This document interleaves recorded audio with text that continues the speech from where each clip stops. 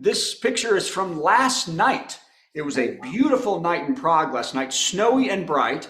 And I decided to walk the mile or so, it's about a mile or so, through this 13th century town up to the palace to see the Christmas lights. And you know, when you do stuff like that, some people are so rude that they try to ruin your evening. I had just left the apartment, and I'm not a couple blocks later, and this very old man, although he might have actually been younger than me, not the point, very old, rude man was sitting in the middle of the snow on the sidewalk, just blood gushing from the side of his face. I mean, how needy is that, really?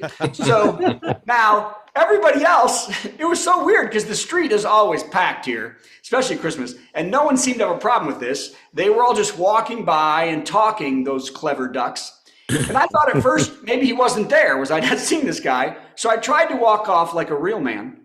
And but I can't remember the last time a guy with a concussion smeared blood all over me. So I went to go pick the guy up and move him out of the way and maybe get him a paper towel and at least get him out of the way because he was killing the Christmas spirit, let me tell you. So rude. And do you know, people are really heavy. I don't know if you know that, but especially, have you ever picked up a toddler that's like, just doesn't want to get up? Well, when somebody weighs about 180, it's a lot harder. So I finally yelled, somebody, anybody, there was like 10 people standing around, somebody help me pick this guy up. So one person gave me about 5% of their help behind him and got him leaning on me, totally leaning on me. Blood luckily I was on the opposite side of the blood coming out of the side of his face. And I got him to a bench inside a little opening atrium way where there's a theater. And I went into the Costa coffee shop and I asked for a towel or something, napkins or something to help this man. And she gave me one bar napkin. She goes, oh, here. I said, no, ma'am, he's bleeding all over. And then I asked her to call an ambulance, which doesn't translate because she just stared at me. I know it's now Zankranka is Czech for ambulance. And I finally said, Polizei, call the police. And she goes, okay. And that was the move. She did nothing to call the police. And I said, the police. She goes, okay, good. So I grabbed a huge, they keep the napkins behind the counter because literally charge you for things like that here. I grabbed a huge thing of napkins and hope she called the police to get me arrested anyway, and ran out the door to help the bloody guy who spoke no English at all.